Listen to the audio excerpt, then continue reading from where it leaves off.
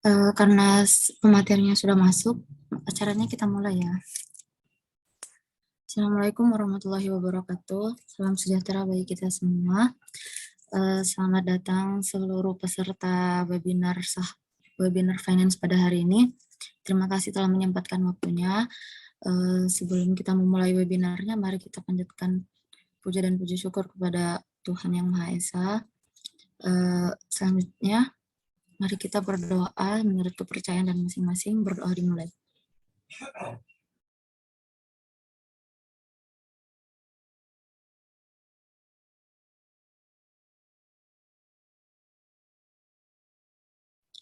Berdoa selesai. Perkenalkan sebelumnya, saya Ibna Nirmala sebagai MC dan moderator pada hari ini. Sebelumnya saya akan membacakan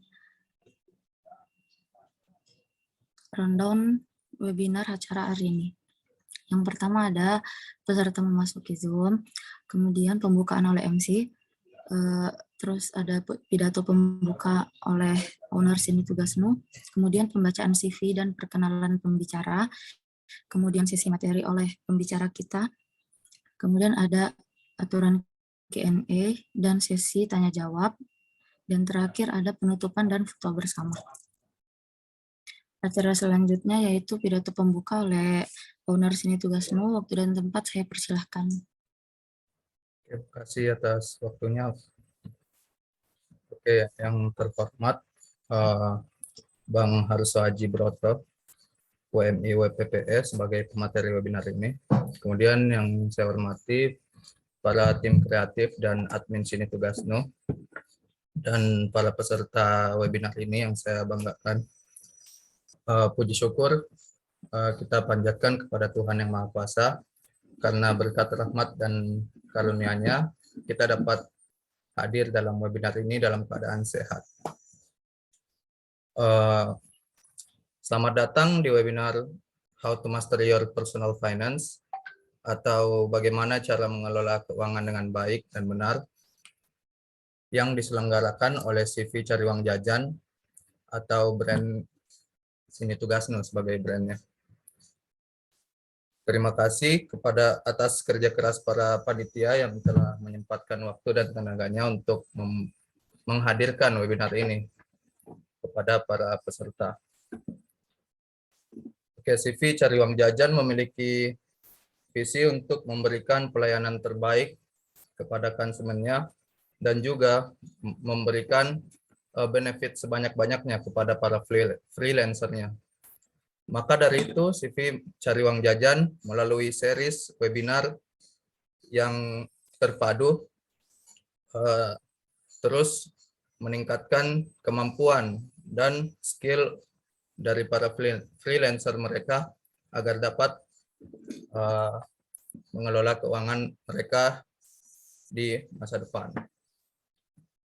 Oke, melalui visi itu maka webinar ini kami selenggarakan dengan harapan bahwa semua peserta di sini dapat mengimplementasikan ilmu yang nanti akan dibagikan oleh Bang Haji dan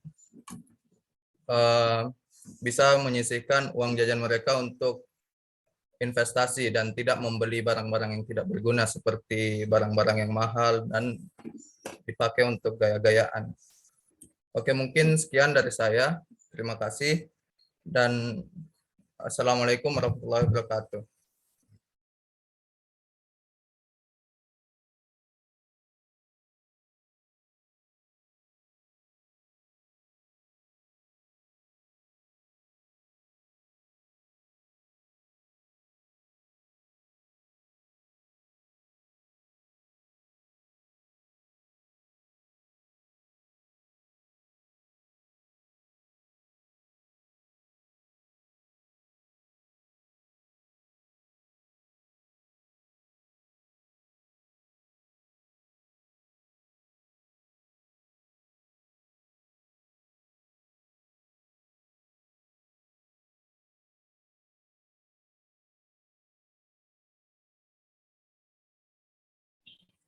Baik, selanjutnya pembacaan CV.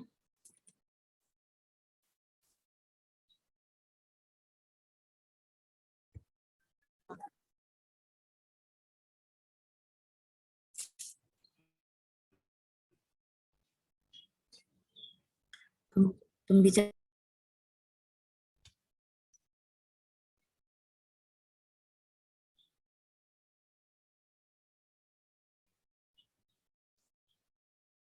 Kak Harso Aji Broto Sukmono, yaitu seorang profesional in investment management broker and dealer. Berikut ada achievement, working experience, dan organizational experience dari Kak Aji. Selanjutnya, acara sesi materi yang akan dibawakan langsung oleh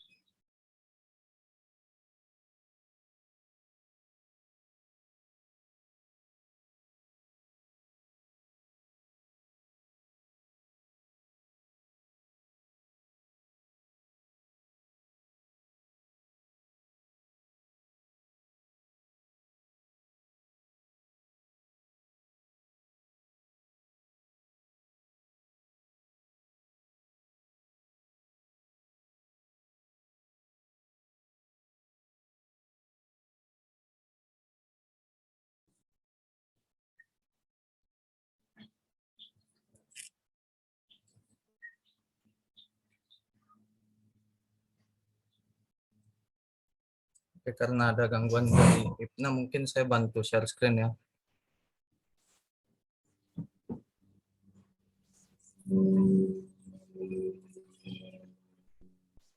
Oke, silakan dilanjut. Apakah screen saya kelihatan?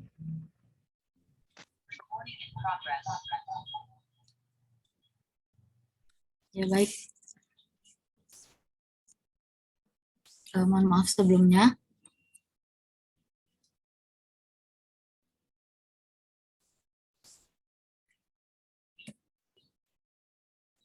Berikut pembicara kita pada hari ini, yaitu Kak Harso Aji Broto Sukmono, yaitu seorang profesional in investment management and broker dealer. Seperti yang tertera di layar, berikut adalah personal skills, working experience,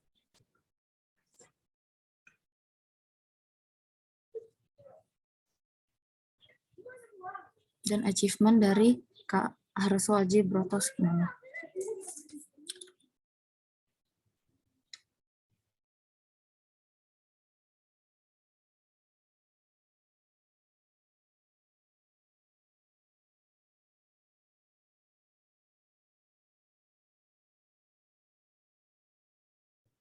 Acara selanjutnya yaitu pemateri yang akan membawakan sesi materi. Waktu dan tempat kami persilahkan. Oke, terima kasih buat Mas Dika sama Mbak Ibna. Gimana teman-teman semua kabarnya? Baik, Kak. Mantap. BTW sepanjang nanti presentasi, aku nggak mau nyebut ini presentasi ya. Aku mau nyebut ini lebih ke sharing-sharing aja. Kenapa? Karena kalau presentasi itu kan ngebosenin. Jadi kita cuma ngeliat apa namanya orang nyampein materi gitu. Tapi nanti di sini aku harapkan ya teman-teman ikut partisipasi juga. Nanti kalau di tengah-tengah ada pertanyaan, aku bakal ngasih pertanyaan. Itu coba dijawab di kolom chat gitu. Oke? Jadi mungkin aku tanya dulu nih ke teman-teman. Kira-kira kalau aku kasih angka dari 1 sampai 10 ya. Bentar, kursorku tidak terlihat di sini. Nah, ini dia. Kalau aku kasih angka 1 sampai 10, kira-kira teman-teman semangatnya pagi ini udah berapa nih? Boleh 9. dijawab di kolom chat. Oke, mantap 9. Yang lain gimana? Dari Alivia 9. Ruang akuntansi, wah 8. Isra 6. Adi 100. Wah, mantap nih. Berarti melebihi skala ya. 5 ke habis kelas. Wah, kelas pagi-pagi. Wah, nggak apa-apa. Itu kan tadi kelas ya. Kelas itu lecture. Nah, kalau sekarang sharing session. Jadi beda sama kelas tadi. 9,5. Oke, berarti rata-rata semua udah pada semangat ya.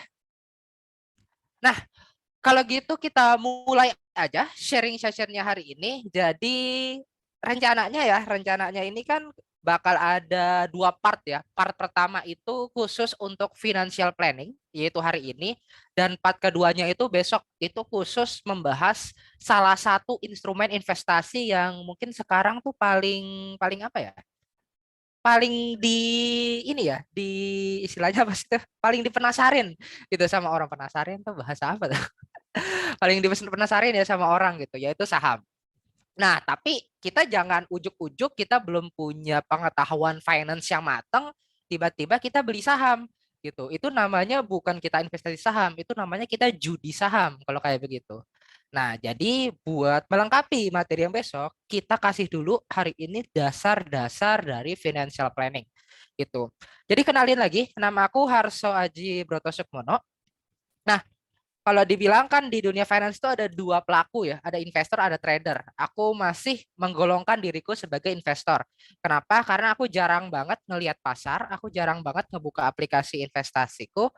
Kayak cuma ya paling seminggu sekali atau misalkan cuma sebulan 2 kali lah maksimal. Kayak gitu. Karena kenapa? Karena aku masih punya pekerjaan utama, yaitu sebagai kalau anak ITB biasanya nyebutnya adalah budak korporat ya, korporat slave. Nah, aku kenalin diri lagi. Jadi tadi ya nama aku Arsaji Broto Supono. Aku lulus dari sarjana dan teknik elektro di ITB. Dan kebetulan karena di pandemi ini ya waktunya itu gabut karena kita semua itu kuliah dari rumah. Dan ketika kuliah dari rumah itu punya waktu tambahan gitu. Punya waktu tambahan buat melakukan hal-hal yang lain. Nah, makanya aku ngambil sertifikasi profesi Wakil Manajer Investasi dan Wakil Perantara Pedagang Efek itu di The Indonesia Capital Market Institute. Gitu. Nah, jadi hari ini kita mau bahas apa aja sih, teman-teman? Kita mau bahas 3 hal. Yang pertama, kan yang namanya financial planning, apa yang mau di-planning, apa yang mau direncanain kalau uangnya nggak ada. Iya nggak? Jadi yang pertama kita bakal bahas gimana caranya menghasilkan uangnya dulu. Gitu. Karena kalau uangnya nggak ada, apa yang mau kita rencanain? Gitu. Baru setelah kita hasilkan uangnya, kita bangun fondasi-fondasi keuangan. Karena toh yang namanya financial planning itu nggak sekedar investasi doang kok. Banyak orang yang bisa hidup enak tanpa investasi. Maksudnya bukan tanpa investasi dalam artian nggak investasi sama sekali ya. Tapi tanpa mereka beli saham, tanpa mereka punya emas, tanpa mereka jadi juragan properti gitu, mereka bisa kok hidup enak. Asalkan fondasi keuangannya matang.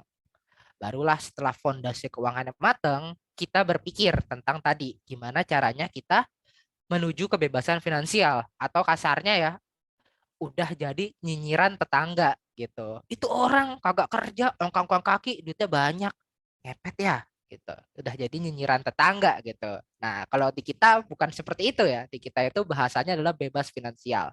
Atau kita hidup nggak lagi ketergantungan dari penghasilan rutin gitu.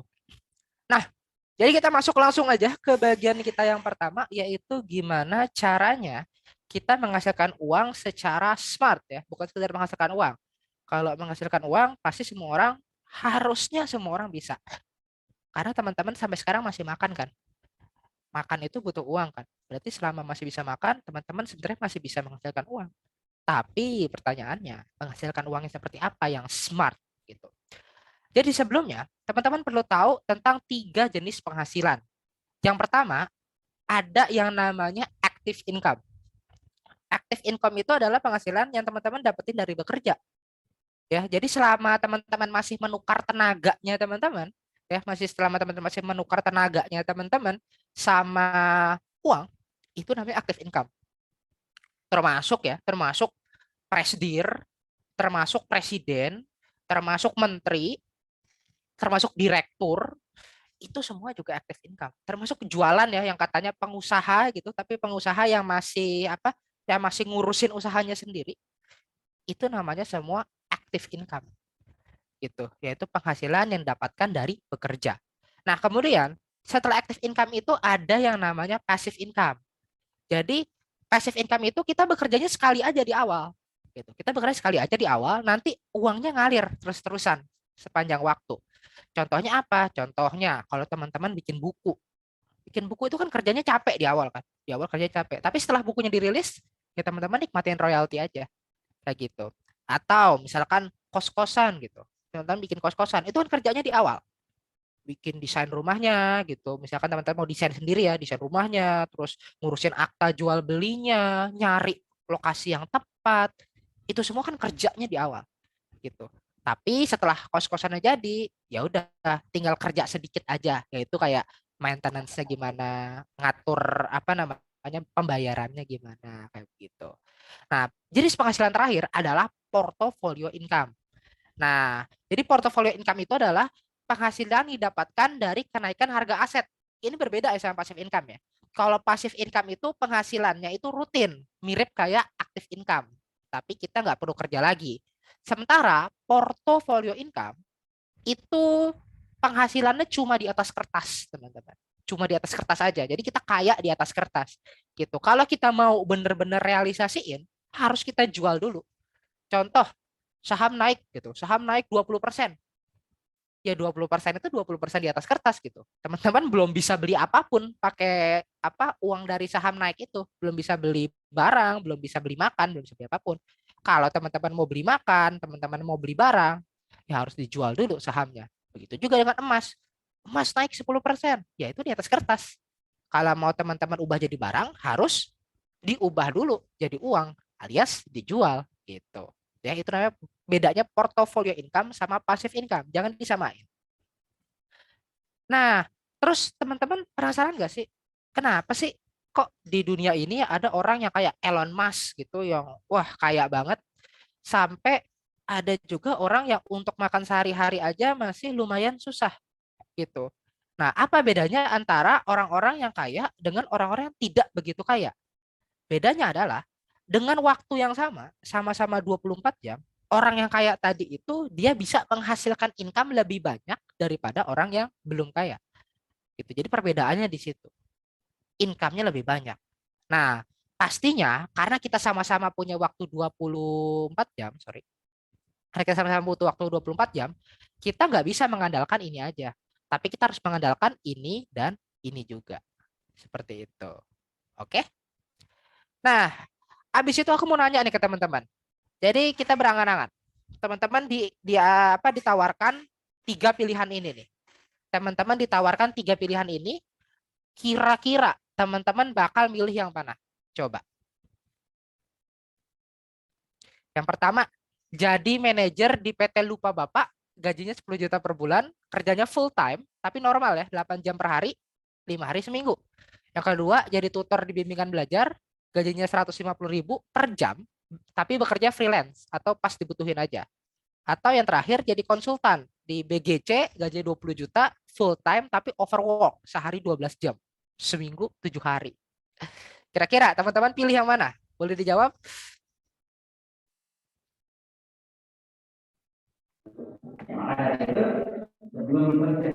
Oke, jadi A, A, A, A, A. Ini nggak ada yang mau milih B atau C gitu atau C gitu? Kan enak loh, 20 juta loh. 2 kali lipat. Nah, oke. Jadi, kalau aku pribadi ya, ini nggak bisa langsung milih, teman-teman. Nggak bisa langsung sekedar pilih kayak apa namanya? Oke, aku mau yang A, aku mau yang B, atau aku mau yang C langsung seperti itu. Tapi teman-teman perlu hitung dulu. Ya, teman-teman perlu hitung dulu pakai apa. Nah, di sini aku kasih frameworknya, yaitu pakai yang namanya reward to effort ratio sama degree of passivity. Jadi reward to effort ratio itu apa? Jadi kalau misalkan teman-teman bekerja, teman-teman tuh membandingkan suatu pekerjaan itu bisa dihitung ya, bisa dihitung mana mana pekerjaan yang menghasilkan penghasilan paling besar, tapi effortnya paling sedikit, ya. Nah, penghasilan itu bisa banyak ya sebenarnya ya, bukan cuma gaji tok, tapi bisa juga benefit-benefit lain kayak makan siang gratis atau misalkan kayak work life balance yang kayak gitu-gitu ya. Dan effort itu nggak cuma waktu, effortnya bisa yang lain, misalkan kayak ini pekerjaannya bikin stres, atau ini pekerjaannya rutin gitu, nggak terlalu bikin stres, atau ini pekerjaannya hal yang teman-teman suka kayak gitu. Nah, tapi di sini aku simplifikasi ya, aku simpelin banget. Jadi yang dimaksud namanya penghasilan itu ya gaji, Terus yang namanya effort itu adalah waktu gitu. Jadi reward to effort adalah penghasilan dibagi waktu. Jadi kalau kita mau ngitung yang tadi, kita bisa bagi ya, kita bisa bagi. Misalkan ini 10 juta ya. 10 juta kita bagi dulu sama 8 jam per hari dikali 5 hari seminggu dikali 4 minggu per bulan. Nanti kan dapat tuh angkanya berapa gitu. Terus yang ini juga 20 dibagi 12 jam per hari dikali 7 hari seminggu dikali 4 minggu sebulan. Dapat nilainya berapa. Nanti teman-teman bandingin kira-kira yang lebih gede yang mana gitu. Oh, ternyata mungkin aja yang lebih gede tuh masih yang ini nih. Yang C masih lebih gede reward to effortnya. Nah, tapi teman-teman perlu pikirin yang namanya opportunity cost juga. Jadi kalau kita milih yang C, oke kita milih yang C tapi kita cuma dapat yang C doang. Sementara kalau kita milih yang A, kita bisa juga loh dapetin yang B gitu. Jadi dengan 12 jam per hari, mungkin aja kita bisa 8 jam di lupa Bapak, 4 jamnya lagi jadi tutor di bimbingan belajar gitu. Yang mana 150.000 per jam ini lebih gede daripada nilai yang ini, 20 juta per bulan kalau misalkan dia 12 jam per hari 7 hari seminggu gitu. Jadi reward to effort itu harus dihitung. Nah, itu nanti dari situ kita bisa milih pekerjaan secara lebih rasional. Seperti itu ya. Nah, lalu berikutnya ada juga yang namanya degree of passivity. Gitu. Jadi seberapa kita butuh kehadiran kita sih di dalam pekerjaan itu. Mungkin ada yang dia tuh benar-benar 100% aktif income, kayak contohnya kerja kantoran atau misalkan profesi-profesi tertentu gitu. Tapi ada juga yang benar-benar passive income, kayak tadi ya penulis buku, pemegang saham seperti itu, atau penjaga kos-kosan. Dan mungkin itu nggak pasif-pasif banget, tapi cenderung ke arah pasif. Seperti itu. Nah, lalu berikutnya, siklus kehidupan manusia itu tuh keuangannya ya, bukan kehidupan ininya, kehidupan hidupnya, tapi keuangannya itu seperti ini, teman-teman. Jadi kalau teman-teman lihat, waktu kita anak-anak ya, dari 0 sampai 25 tahun, itu kalau kita lihat di sini kita nggak punya penghasilan sama sekali. Ini semua ditanggung sama orang tua biasanya. Gitu selama kita masih anak-anak. Lalu kita mulai berkarir gitu. Kita mulai berkarir, awalnya karirnya itu sesuai ya sama pengeluarannya gitu. Jadi penghasilan sama dengan pengeluaran. Tapi seiring waktu kan kita juga pengen apa kenaikan ini ya, kenaikan jabatan, kenaikan gaji dan segala macam. Akhirnya namanya penghasilan itu bisa di atas pengeluaran. Dan ini harus ya, dan ini harus. Kadang-kadang kan orang ada tuh yang penghasilannya naik, pengeluarannya ikut naik gitu. Naiknya juga naik ngikutin penghasilan, itu nggak boleh seperti itu. Kenapa? Karena nanti ketika teman-teman pensiun, itu teman-teman balik lagi seperti anak-anak. Penghasilannya balik ke nol lagi, ke sini lagi nih, balik ke nol lagi penghasilannya.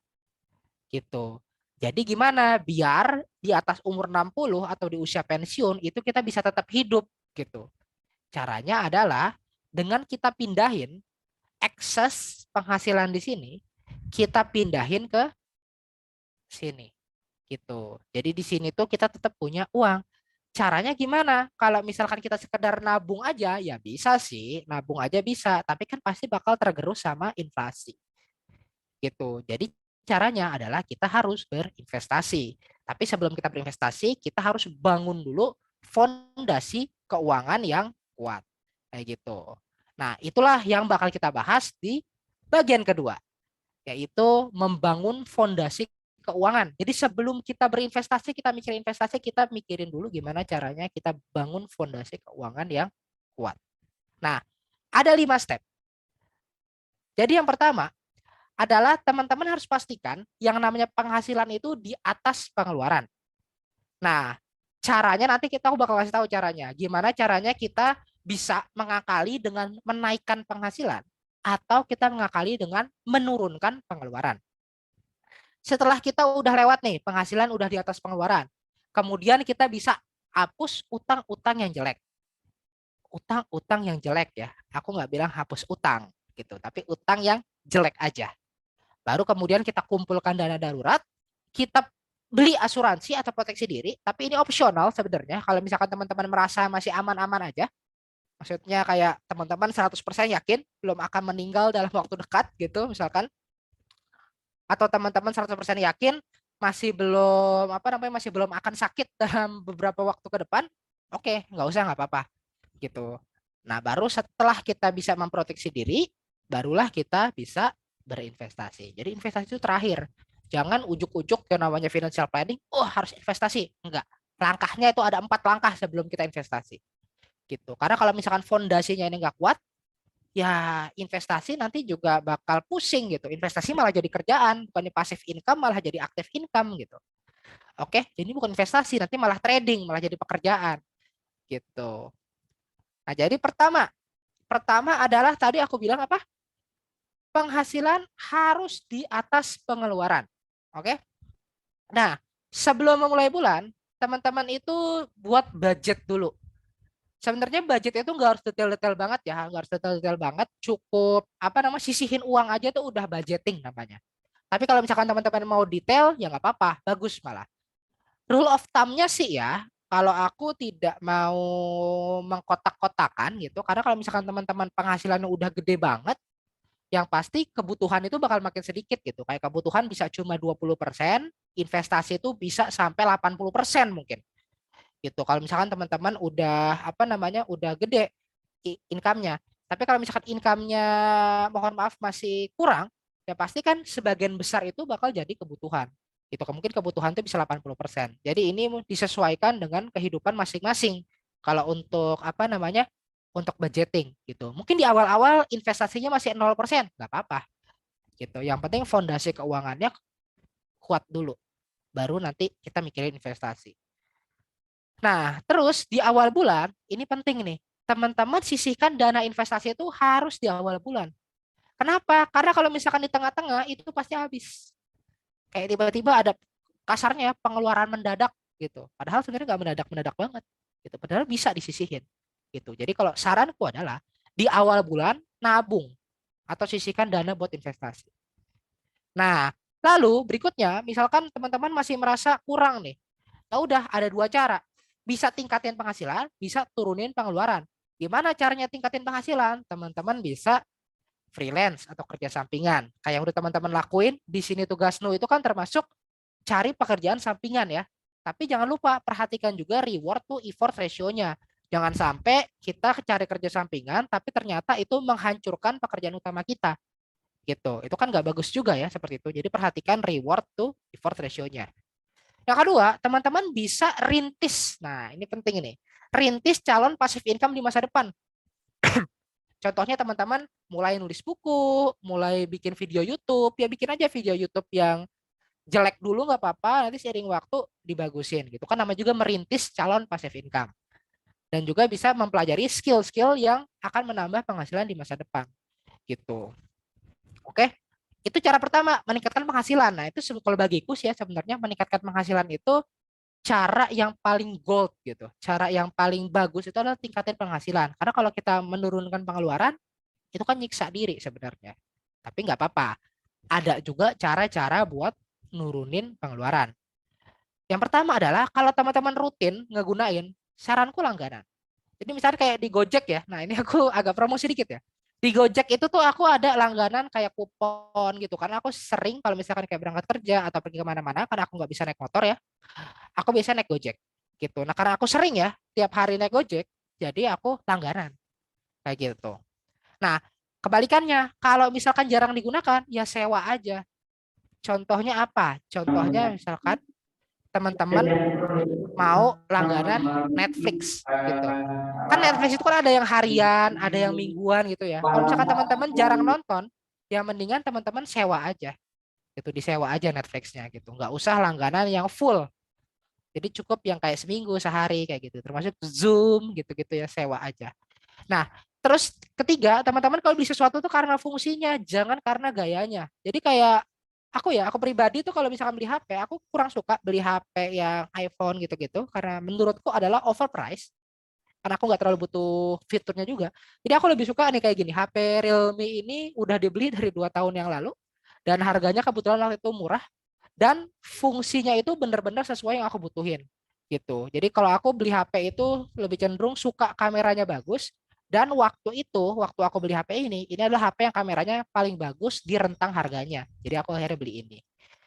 Nah, terus yang paling penting nih sampai dimerahin nih. Jangan penny wise dollar foolish.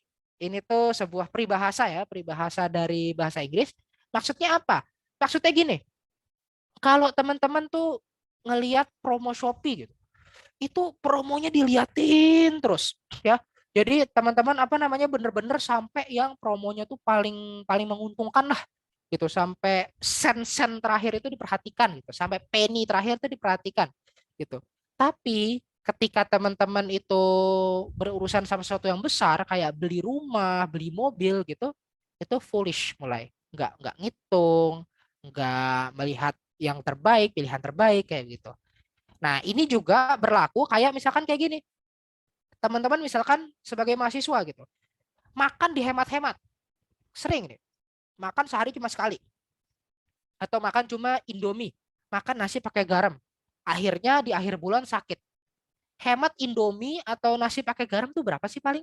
Paling 5.000, 10.000 gitu. Dikali sebulan paling 300.000. Teman-teman hemat 300.000 untuk membayar penyakit di rumah sakit 3 juta. Itu kan namanya penny wise tapi dollar foolish gitu. Jangan terjadi seperti itu gitu. Ini sering banget terjadi terutama di mahasiswa yang mereka tuh suka menghemat gitu. Suka menghemat tapi dampak jangka panjangnya nggak terlalu dipikirin gitu. Nah, aku beruntung sih sebenarnya waktu kuliah dulu punya orang tua yang apa selalu ngingetin tentang makan, makan jangan dihemat-hemat seperti itu. Atau hemat, hematnya tapi dengan cara yang lebih smart. Itu yang berikutnya nih. Jadi promo hunter. Tapi promo hunter juga nggak usah terlalu ngabisin waktu ya nyari promonya, tapi pas makan gitu coba aja seling apa habisin waktu 10 menit gitu buat cari promo gitu. Nah, itu berhubungan juga sama yang tadi Pennywise Police, yaitu jangan kompromi soal kesehatan. Karena namanya kesehatan itu mahal ya. Walaupun teman-teman punya asuransi gitu. Walaupun teman-teman punya asuransi, tapi namanya kesehatan tetap mahal. Karena kan pas lagi sakit di rumah sakit teman-teman nggak bisa produktif. Teman-teman nggak bisa menghasilkan uang gitu kan. Jadi ya walaupun di rumah sakitnya gratis, tapi opportunity cost-nya itu tetap gede. Teman-teman nggak bisa ikut bekerja begitu. Oke. Nah, terus berikutnya ini spesifik banget sih, yaitu bawa air putih tiap kali berpergian. Karena kalau aku pribadi selama ini ngerasain ya, yang namanya bawa air putih itu sangat-sangat menghemat gitu. Karena kalau di restoran itu biasanya yang namanya minuman sama makanan itu bisa lebih mahal minuman gitu. Karena restoran tuh cari untung tuh di sana. Nah, baru nanti teman-teman review buat yang namanya neraca keuangan sama laporan arus kas pribadi gitu. Kalau aku pribadi bikin ini tuh di Google Sheet gitu. Neraca keuangan sama laporan arus kas. Bentuknya kayak gimana? Bentuknya seperti ini. Jadi yang namanya neraca itu adalah jumlah aset, kewajiban, dan kekayaan bersih di waktu tertentu. Misalkan di sini kayak apa namanya teman-teman punya aset apa aja? Oh, punya kas berapa, reksadana berapa, saham berapa, total asetnya berapa. Terus kewajiban, kewajibannya apa aja? Misalkan kalau ada utang ke Zaki 20 juta gitu. Nanti kewajibannya tulis, nanti kekayaan bersih teman-teman adalah aset dikurang kewajiban. Gitu. Ini adalah kekayaan bersihnya atau bahasa Inggrisnya ya, biasa sering kalau disebut itu net worth gitu. Oke. Nah, lalu kita juga perlu bikin yang namanya laporan arus kas. Itu adalah penghasilan dan pengeluaran di waktu tertentu. Nah, kalau aku pribadi, aku cuma bikin di Google Sheet itu yang ini. Aku cuma bikin di Google Sheet itu neraca aja. Untuk laporan arus kas, aku mempercayakan ke aplikasi namanya Money Lover gitu. Nah, ini juga teman-teman harus ini ya, harus rajin ngisinya gitu. Kalau aku pribadi sih tiap beli apapun bisa langsung aku isi ke situ. Jadi selama beberapa tahun terakhir itu tuh benar-benar kebaca. Ini tiap bulan tuh aku tuh beli apa aja gitu.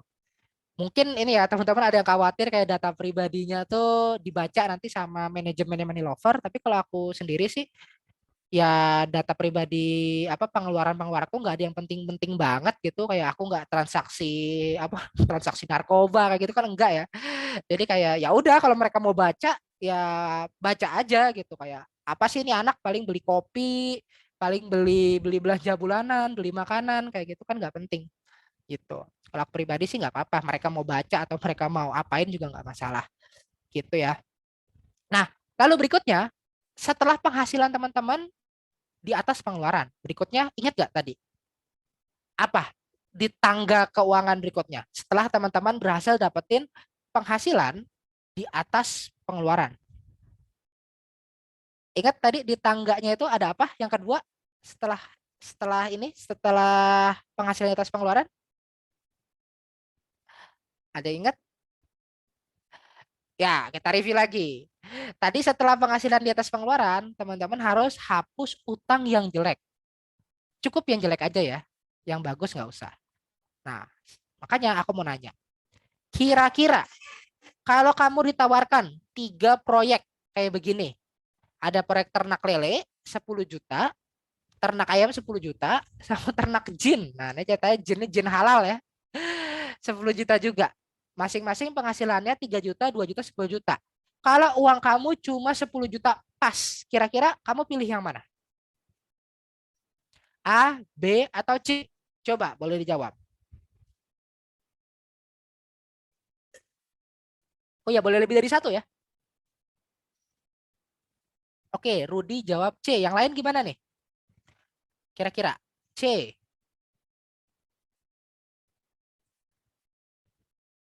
Oke.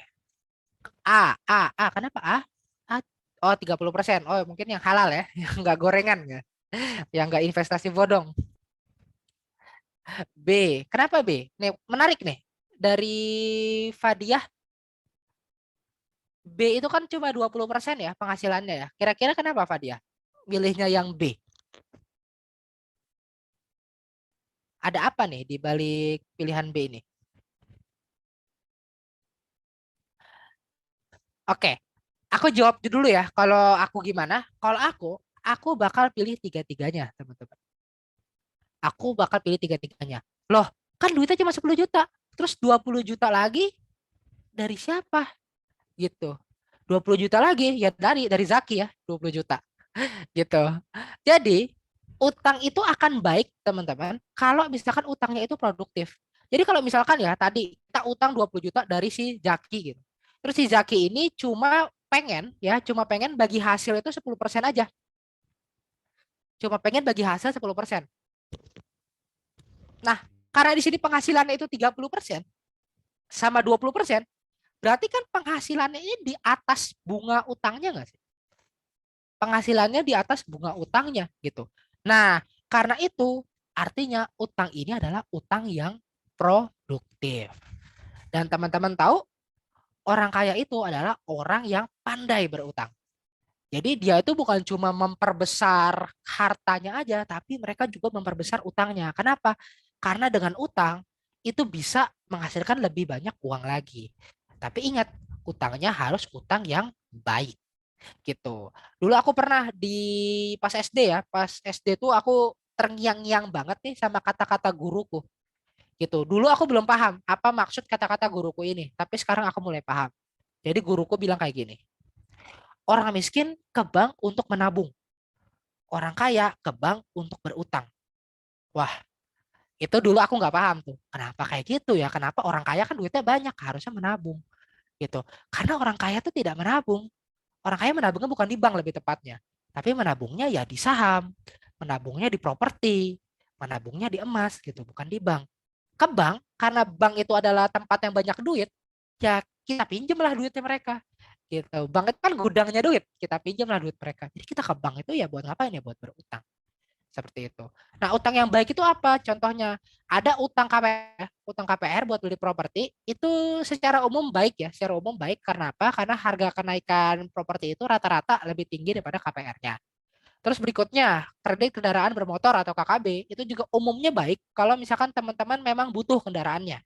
Kenapa baik? Karena KKB itu bisa bunganya kecil banget, teman-teman. Bahkan kalau sekarang ya, sekarang itu bunganya itu bisa sampai 0% untuk kredit kendaraan bermotor. Asalkan kendaraannya bukan buat gaya-gayaan. Terus berikutnya kartu kredit. Kartu kreditnya juga bagus. Karena bunganya juga kalau misalkan teman-teman bayar sebelum jatuh tempo itu 0% juga. Paling teman-teman cuma perlu bayar biaya tahunan aja. Tapi itu pun murah biaya tahunannya. Kayak cuma 100-200 ribu. Untuk limit yang bisa teman-teman dapetin tuh bisa sampai 10 sampai 60 juta. Tergantung penghasilan teman-teman. Kayak gitu. Jadi kartu kredit termasuk bagus juga. Berikutnya ada kredit bisnis investasi, itu juga bagus ya. Kalau misalkan perencanaan teman-teman matang, itu bisa mensiasati kekurangan modal. Kayak yang tadi, kayak pertanyaan yang ini. Itu bisa pakai kredit bisnis atau investasi. Atau kayak rekening koran lah. Kayak gitu. Oke. Nah, yang buruk contohnya apa? Yang buruk contohnya kayak pinjol. Pinjol itu jelek, teman-teman. Kenapa? Karena bunganya tinggi banget. Pay later itu bunganya juga tinggi banget. Itu kurang bagus. Jadi daripada teman-teman pay later, mendingan teman-teman kalau udah punya penghasilan tetap, mendingan teman-teman apply kartu kredit aja gitu. Apply kartu kredit beneran. Yang salah itu bukan kartu kredit ya sebenarnya kalau misalkan teman-teman boros ya, bukan kartu kredit yang salah, tapi teman-teman yang salah karena boros gitu. Tapi boleh teman-teman apply kartu kredit. Lalu berikutnya kredit untuk barang konsumtif itu juga jelek. Jadi rule of thumb-nya itu ya besar pokok nggak boleh lebih dari 50% aset, terus juga besar cicilan nggak boleh lebih dari 30% pemasukan. Returnnya, nah ini yang paling penting ya, return yang dihasilkan utang harus lebih besar daripada bunga atas utangnya. Gitu. Jadi kalau misalkan teman-teman mau KPR, pastiin kenaikan harga propertinya itu misalkan bisa 15%, tapi bunganya itu kayak misalkan cuma 10%. Kayak gitu. Ini baru utang yang bagus kalau seperti ini. Oke? Nah, berikutnya mengumpulkan dana darurat. Dana darurat itu buat apa sih? Dana darurat itu intinya adalah kemampuan buat hidup layak tanpa pemasukan. Ya, baik itu karena PHK misalkan atau karena amit-amit ada anggota keluarga yang meninggal seperti itu atau misalkan kita terjadi suatu musibah kayak gitu. Jadi setelah terjadi itu kita bisa tetap hidup layak ya. Atau misalkan teman-teman mau ganti kata layaknya jadi enak gitu. Bisa juga. Nanti tinggal disesuaikan. Jumlah dana daruratnya bisa disesuaikan gitu. Nah, rule of thumb-nya sih ya, rule of thumb-nya itu adalah kalau misalkan teman-teman single itu 3 kali penghasilan bulanan. Kalau menikah tanpa anak 6 kali penghasilan bulanan karena 2 orang yang harus ditanggung ya. Terus kalau misalkan menikah dengan n anak, ya itu setiap orangnya, tiap kepalanya itu 3 kali penghasilan bulanan kayak gitu. Saran tempat naruhnya di mana? Kalau aku sih sekarang naruhnya itu kebanyakan di reksadana pasar uang atau deposito yang fleksibel. Contoh deposito fleksibel itu kayak di misalkan teman-teman kalau di bank digital ya, di bank digital kayak Genius Flexi ya. Genius mungkin ada teman-teman yang pakai Genius Flexi itu juga termasuk yang namanya deposito fleksibel. Nah, itu bisa ditaruh buat dana darurat di sana. Kesalahan umumnya apa? Kesalahan umumnya adalah nggak punya dana darurat atau terlalu banyak dana darurat. Kalau dana darurat terlalu banyak, ya ini kan berarti nggak produktif ya. Berarti ini nggak produktif. Berarti kan ini teman-teman tuh sebenarnya keuangannya udah stabil gitu. Udah punya dana darurat, berarti teman-teman keuangan udah stabil gitu. Kalau keuangan udah stabil, ya berarti jangan terlalu banyak dana darurat, harus mulai investasi juga gitu. Atau kadang-kadang nih darurat yang dibikin-bikin gitu. Kayak misalkan gadgetnya udah rusak terus dipakai dana darurat. Sorry, bukan udah rusak. Udah ketinggalan zaman gitu terus pakai dana darurat buat beli gadget baru. Itu kan namanya dana darurat yang dibikin-bikin gitu, bukan dana darurat yang benar-benar darurat. Itu salah juga ya kayak gitu. Nah, lalu berikutnya, memproteksi diri menggunakan asuransi. Asuransi itu adalah kalau tadi kan tetap hidup layak setelah sesuatu terjadi. Kalau sekarang tetap hidup normal setelah sesuatu yang tidak diinginkan itu terjadi. Gitu. Jadi sebenarnya yang namanya asuransi ini dia tandem ya sama dana darurat ya. Tapi bedanya kalau dana darurat itu bisa buat kasus apapun sebenarnya. Dana darurat itu bisa buat kasus apapun. Kalau misalkan asuransi dia itu spesifik kasusnya. Kayak misalkan asuransi jiwa ya. Nah, ini bisa orang-orang sering salah nih. Asuransi jiwa sama kesehatan itu 2 hal yang berbeda. Kalau teman-teman sakit, masuk rumah sakit, itu namanya asuransi kesehatan. Oke? Sakit, masuk rumah sakit, itu namanya asuransi kesehatan. Tapi kalau teman-teman amit-amit meninggal atau cacat permanen, itu namanya asuransi jiwa. Gitu. Jadi tujuannya apa? Tujuannya asuransi jiwa ini sebenarnya dia lebih untuk melindungi siapa sih? Melindungi orang orang lain yang kita tanggung gitu. Jadi misalkan kita udah punya anak, kita udah punya istri, asuransiin jiwa kita adalah untuk melindungi anak istri kita biar setelah kita meninggal mereka bisa tetap hidup normal gitu. Sementara asuransi kesehatan itu untuk melindungi diri diri sendiri gitu. Jadi kalau kita sakit, kita dioperasi gitu misalkan, ya kita nggak usah ngeluarin duit. Kenapa? Karena udah ditanggung sama asuransi kesehatan. Nah, lalu setelah 2 jenis asuransi itu ada juga asuransi kayak properti, asuransi kendaraan, atau asuransi tanggung gugat. Nah, tanggung gugat itu apa? Misalkan teman-teman tahu nggak Lionel Messi? Ada yang kenal Lionel Messi itu siapa? Pemain bola ya. Kalau misalkan teman-teman nggak tahu, Lionel Messi itu asuransiin apanya tahu nggak teman-teman? Lionel Messi itu asuransiin apanya tahu nggak? Spesifik banget tuh asuransinya dia itu. Jiwa kesehatan pasti dia punya, tapi dia punya satu asuransi yang spesifik banget. Kalau ininya dia kesleo aja, itu dia bakal langsung dapat duit. Betul, ada ya, asuransiin kakinya gitu. Jadi kalau misalkan teman-teman sebagai penyanyi gitu, mungkin teman-teman bisa asuransiin pita suara teman-teman. Kalau misalkan teman-teman sebagai pemain bola bisa asuransiin kakinya, pemain badminton bisa asuransiin tangannya gitu. Itu bisa diasuransi seperti itu. Tapi biayanya biasanya ya mahal kalau misalkan kayak gitu ya, tergantung seberapa dibutuhin sih tangan sama kakinya gitu.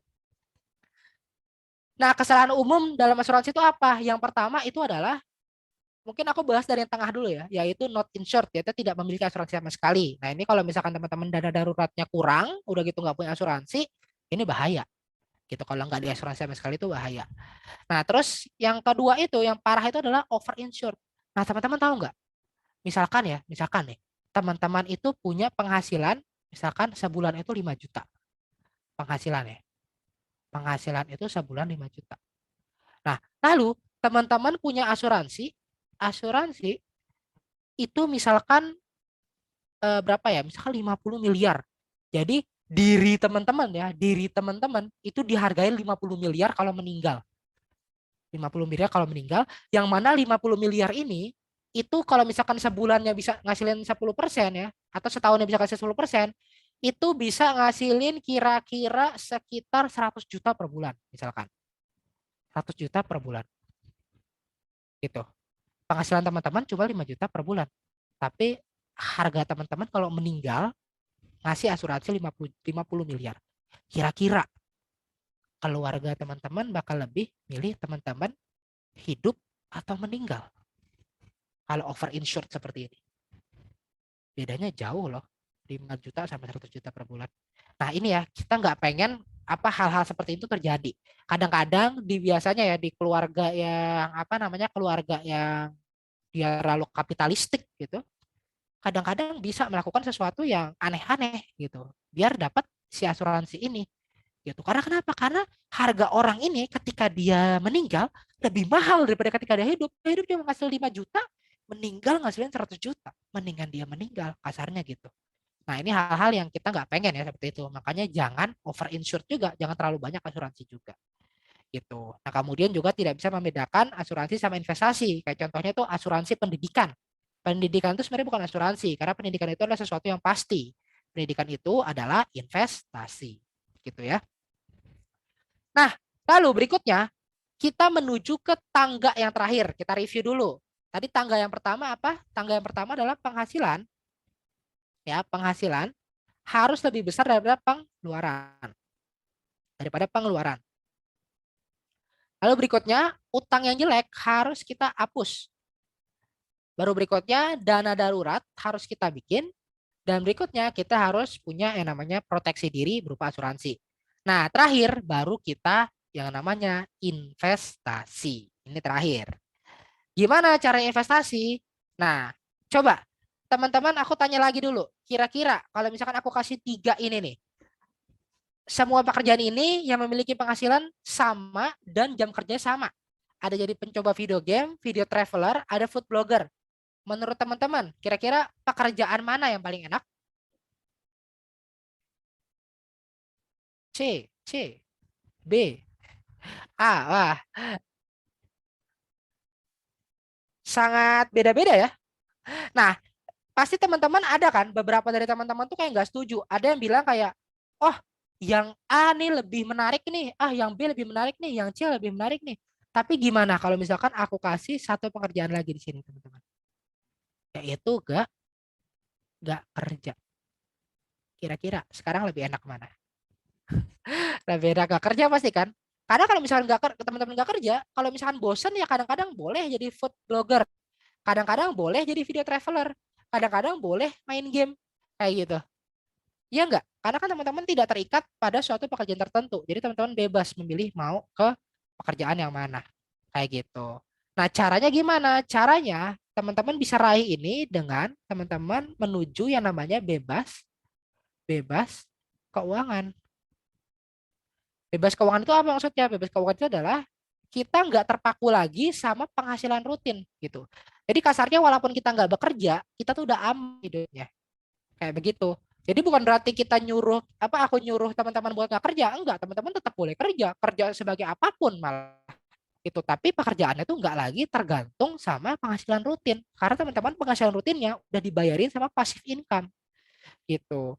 Nah, caranya gimana? Caranya adalah teman-teman dengan berinvestasi. Ini ada satu quotes ya dari Bu Sri Mulyani, salah satu quotes yang aku suka banget, yaitu di Indonesia ini orangnya kerja keras. Kalau teman-teman lihat ya, Indonesia tuh menurutku bukan orang-orang yang malas, tapi orang-orang yang kerja keras. Tapi sayang asetnya tuh tidur. Ya, sementara di negara maju, orang-orang negara maju tuh malas-malas gitu. Serius, orang-orang negara maju tuh malas-malas. Di Amerika itu orang tuh malas-malas sebenarnya. Tapi asetnya kerja keras gitu. Mereka tuh udah sebagian besar tuh udah melek sama investasi di negara maju. Tapi di negara berkembang ya belum semua. Nah, karena itu aku mau kenalin ke teman-teman aset-aset investasi itu apa aja. Di sini aku kenalinnya 3 aja sebenarnya. Nanti mungkin bakal lebih detailnya tuh besok ya. Jadi yang pertama aset komoditas, aset real estate, sama aset kertas. Jadi pertama dari aset komoditas dulu. Mungkin aset komoditas ini yang teman-teman paling sering lihat itu emas. Ya, emas itu aset komoditas yang paling laku lah kasarnya gitu. Kelebihannya apa? Kelebihan emas itu adalah dia punya fisik ya. Emas itu punya bentuk fisiknya, jadi kayak hampir nggak mungkin lah emas itu dibodongin gitu, karena benar-benar ada emasnya. Dan dia juga ngikutin inflasi. Nah, kelebihannya adalah ketika krisis, ketika saham jatuh, obligasi jatuh, properti jatuh, emas itu harganya melonjak gitu. Dan likuiditasnya tinggi. Likuiditas itu maksudnya mudah dijual ya. Likuiditas maksudnya adalah mudah mudah dijual. Termasuk misalkan kalau teman-teman mau jual di luar negeri, emas itu laku juga. Nah, tapi minusnya apa? Minusnya itu emas itu nggak produktif, teman-teman. Ya, jadi emas itu nggak punya passive income. Dia cuma punya portofolio income aja. Harganya naik aja, tapi dia tidak menghasilkan passive income. Nggak punya dividen, kupon, hasil sewa. Gitu. Jadi kalau misalkan teman-teman mau ambil untung, harus dijual. Ya. Dan juga teman-teman biasanya kalau misalkan emas fisik, itu selisih harga jual belinya tuh atau bahasa keren itu spreadnya ya, itu tinggi. Jadi kalau misalkan harga jual ya, harga jualnya itu misalkan berapa ya? Harga jual itu misalkan 800.000 gitu ya, harga jual 800.000. Itu harga belinya itu bisa 900.000 gitu. Jadi beda 100.000 sendiri. Itu kan gede banget ya. Jadi kurang menguntungkan sebenarnya. Solusinya apa? Solusinya sebenarnya teman-teman bisa pakai emas ya, emas yang namanya emas digital. Emas digital ini bukan Bitcoin gitu-gitu, bukan ya. Emas digital itu adalah emas yang kita milikin sebagai surat berharganya. Surat berharga atas emas, bukan emas fisiknya. Gitu itu namanya emas digital. Nah, lalu teman-teman juga bisa akali pakai beli emas dengan potongan emas yang besar. Umumnya lebih dari 10 gram. Jadi nabung dulu, nabung di reksadana dulu, misalkan baru dibeli emasnya. Kalau misalkan udah kekumpul lebih dari 10 gram gitu. Dan yang paling penting karena emas tadi itu aset yang tidak produktif, jangan sekali-kali teman-teman berutang buat beli emas gitu. Jadi beli emas itu kalau bisa cash aja lah, jangan utang-utang. Kayak gitu. Kenapa? Karena emas tadi aset yang tidak produktif. Nah, kalau misalkan teman-teman mikir harga emas itu selalu naik, jawabannya tidak ya. Jawaban emas tidak. Kita di sini main pakai data. Jadi kalau di rupiah seolah-olah itu harga emas memang selalu naik gitu, selalu naik. Kenapa? Karena yang namanya emas ya, yang namanya emas di sini gold itu hubungannya itu bukan langsung sama rupiah, tapi yang namanya gold itu hubungannya langsung sama US dollar. Dan kalau teman-teman tahu, harga emas versus dolar Amerika itu nggak selalu naik. Ya. Jadi kalau misalkan teman-teman beli di tahun 2013, beli di sini, itu teman-teman baru bakal untung itu di tahun 2020 di sini. Itu ya, bukan di tahun sini-sini nih, bukan tahun 2016, 2017 itu malah teman-teman rugi kalau di sini. Gitu. Makanya beli emas itu penting juga timingnya. Ketika emas lagi murah, ya kita beli. Ketika emas lagi mahal, ya kita jual. Gitu. Jadi kayak trading juga ya ujung-ujungnya kalau emas itu. Gitu. Oke. Nah lalu berikutnya, ada yang namanya aset real estate. Real estate itu adalah properti ya. Tapi rumah yang kamu tinggalin itu bukan investasi. Ingat, rumah yang kamu tinggalin itu bukan investasi. Dia itu bukan aset. Kenapa? Karena kalau misalnya kamu tinggalin, kan nggak mungkin ya. Kamu tinggalin itu kamu jual mungkin nggak? Kalau jual tinggal di mana? Gitu kan nggak mungkin kamu jual. Atau misalkan kamu dapat penghasilan dividen gitu. Dividen dari rumah. Kan nggak mungkin ya. Nggak mungkin kamu dapat dividen dari rumah kamu sendiri. Terus toh kamu bayar ke diri sendiri dong kalau kayak gitu. Berarti nggak mungkin kalau misalkan kamu dapat dividen dari rumah sendiri. Nah, jadi rumah yang termasuk aset itu apa? Rumah termasuk aset adalah rumah yang disewakan. Misalkan kayak kos-kosan, kantor, atau tanah parkir kayak gitu-gitu. Itu termasuk aset-aset yang produktif kayak gitu. Nah, kelebihannya apa? Sama tadi ya, yang namanya rumah itu ada bentuk fisiknya dan rumah ini juga bukan cuma ada bentuk fisiknya, tapi juga bisa menghasilkan dua keuntungan, yaitu ada arus kas, ya, arus kas itu ada apanya? Hasil sewanya, sama ada portofolio income-nya juga. Harga properti umumnya naik. Nah, itu umumnya naik, gitu ya. Tapi minusnya adalah yang pertama itu usahanya besar ya untuk mengelolanya ya, karena kan kayak akta jual belinya mau dibikin kayak gitu-gitu kan ribet ya. Terus juga nanti pas misalkan teman-teman mau apa namanya ngeklaim asuransi kayak gitu itu kan ribet ya. Nah, terus berikutnya itu juga yang namanya likuiditas. Likuiditasnya tadi ya, kemudahan dijual. Kemudahan dijualnya itu juga ribet untuk yang namanya real estate gitu. Jadi nggak bisa kayak saham cuma sehari langsung kejual, itu nggak bisa kalau di real estate. Dan yang pasti harga awalnya sangat tinggi. Makanya di sini KPR itu bisa sangat membantu. Gitu. Oke. Tipsnya apa? Tipsnya teman-teman bisa pakai KPR dan juga teman-teman bisa mulai belajar teknik negosiasi. Karena tadi teman-teman nggak boleh penny wise tapi dollar foolish. Ketika promo Shopee pinter, tapi ketika beli rumah nggak pinter. Kayak gitu. Itu nggak boleh ya. Nah ini ya, kalau teman-teman mau lihat, di Indonesia ini termasuk seksi ya, industri properti. Kenapa? Karena rental yield-nya atau penghasilan dari sewanya itu termasuk tinggi dibanding negara-negara lain. Gitu. Yang namanya di Indonesia termasuk tinggi. Jadi investasi properti termasuk seksi di sini. Dan kenapa Crazy Rich itu banyaknya di Surabaya, bukan di Jakarta? Sebenarnya Crazy Rich itu banyaknya di Surabaya ya. Karena kenaikan harga properti di Surabaya itu sebenarnya lebih tinggi daripada di Jakarta. Jadi paling tinggi se-Indonesia itu di Surabaya.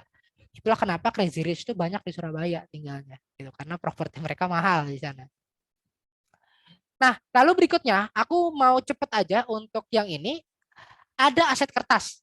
Aset kertas itu aku kenalin di sini ada 4, yaitu ada deposito, ada surat utang atau obligasi, ada saham, sama ada yang namanya reksadana. Jadi deposito itu apa sih? Deposito itu intinya kayak gini. Jadi teman-teman punya uang, uangnya ditaruh ke bank, ya, ditaruh ke bank. Bank ini bakal nyalurin ke kredit-kredit. Bisa kredit KPR, bisa dia kredit KKB tadi ya, bisa juga kredit bisnis.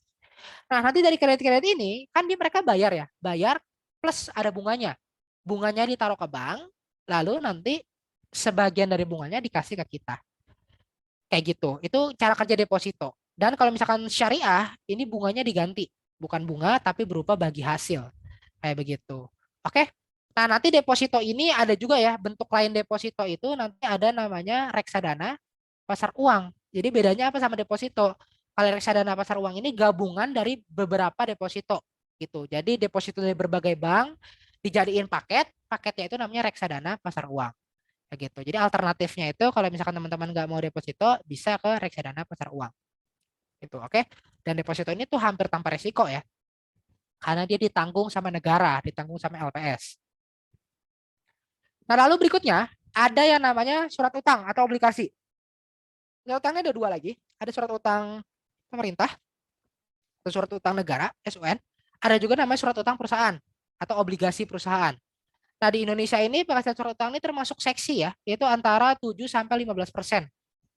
Namanya surat utang, terutama surat utang perusahaan ya. Cara kerjanya gimana? Cara kerjanya begini. Kalau tadi kan ada perantara ya, perantara berupa bank. Kalau sekarang langsung. Jadi teman-teman ngasih duit langsung ke pemerintah atau ke perusahaan, nanti pemerintah atau perusahaan langsung bagi hasil ke teman-teman. Kalau tadi disebutnya itu dia bunga, kalau sekarang disebutnya kupon. Gitu. Contohnya apa? Contohnya ada ya ini SBR, ada ORI, ini surat utang negara, dan versi syariahnya itu ada sukuk retail. Ini surat utang negara juga, tapi surat utang negara syariah. Kayak gitu. Oke? Nah, lalu berikutnya ada saham. Saham ini berbeda 180 derajat ya sama surat utang tadi. Kalau saham ini kita bukan minjemin duit, tapi kita beli perusahaannya.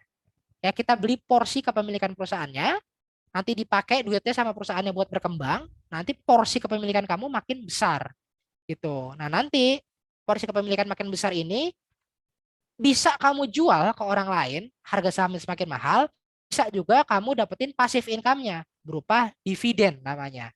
Gitu. Jadi tadi di deposito tuh namanya bunga, di surat utang itu namanya kupon, di saham itu namanya dividen. Itu 3 tipe penghasilannya ya. Bunga, kupon, dividen. Kayak gitu. Nah, ini yang saham ini kita nggak akan bahas terlalu dalam karena nanti bakal ada sesinya khusus sendiri besok tentang bahas saham. Tapi intinya yang perlu teman-teman tahu adalah saham itu adalah membeli kepemilikan perusahaan gitu. Nah, berikutnya, nah ini yang paling ini nih, yang paling mungkin paling gampang lah ya menurutku ya. Itu adalah reksadana. Reksadana itu istilahnya adalah paket investasi, teman-teman. Reksadana itu paket investasi. Jadi teman-teman punya uang, teman-teman kasih uangnya ke manajer investasi. Oke? Teman-teman kasih uangnya ke manajer investasi atau agen penjual reksadana. Nah, nanti manajer investasi ini bakal alokasiin duit teman-teman ke tadi, ke deposito, ke obligasi, ke saham. Nanti kan dari deposito obligasi saham ini kan bakal dapat bunga, kupon sama dividen kan. Nah, bunga kupon dividennya itu balik ke kita lagi gitu. Dan sebagian dikasih ke manajer investasi sebagai ya biaya inilah ya, biaya manajemen gitu. Biaya udah bantu ngurusin gitu. Contohnya beli reksadana tuh bisa di mana? Bisa di Bukareksa, bisa di Bareksa, bisa di Bibit ya. Mungkin ini yang paling apa ya, yang mungkin sekarang teman-teman udah pernah dengar juga itu namanya adalah marketplace ya, marketplace buat beli reksadana. Jadi mereka ini bukan manajer investasi ya. Mereka ini bukan manajer investasi. Mereka ini lebih ke marketplace. Marketplace. Itu kalau misalkan di Tokopedia ya, di Tokopedia mereka ini Tokopedianya gitu. Sementara manajer investasi ini adalah sellernya gitu. Ini adalah sellernya gitu. Kayak contohnya Sukor Invest, contohnya BNI Asset Management, kayak Mandiri Asset Management itu sellernya. Itulah si manajer investasinya. Kayak gitu. Oke? Nah, jadi mindsetnya gimana sih? Mindset kita dalam berinvestasi, ceritanya kita fondasi keuangannya udah kuat nih. Kita udah punya fondasi keuangan yang kuat. Nah, berikutnya kita perlu pasang mindset yang kuat juga, yaitu mindset sebagai seorang investor. Mindsetnya gimana? Kalau misalkan mindset orang biasa, kayak begini teman-teman. Dia dapat duit ya, dia dapat duit, dia langsung beliin barang-barang. Misalkan dia beliin mobil, gitu. Mobilnya ini kan dia ngasilin expenses juga ya. Ya enggak? Mobil ini ngasilin expenses juga gitu. Ngasilin apa namanya? Pengeluaran juga buat bensin lah, buat servis lah gitu. Nah, nanti keluar duitnya gitu. Jadi bukannya dia income-nya penghasilannya makin besar, malah dia ya habis income keluar, income keluar gitu. Akhirnya ya udah deh. Nah, sementara kalau rich mindset, kita dapat duit ya, duitnya itu kita ubah jadi aset dulu. Baru dari asetnya ini kita beliin, aset kan dapat penghasilan ya. Asetnya dapat penghasilan, penghasilan inilah yang kita beliin tadi. Kita beliin mobil, kita beliin HP, gitu-gitu ya. Baru nanti dari mobil HP-nya ini kita ada expenses, expensesnya tenang aja, udah dibayarin dari aset. Kayak begitu. Oke, jadi ini mindset yang teman-teman perluin. Nah, materinya kalau dari aku sekian, mungkin kita bisa masuk ke sesi tanya jawab ya untuk sekarang.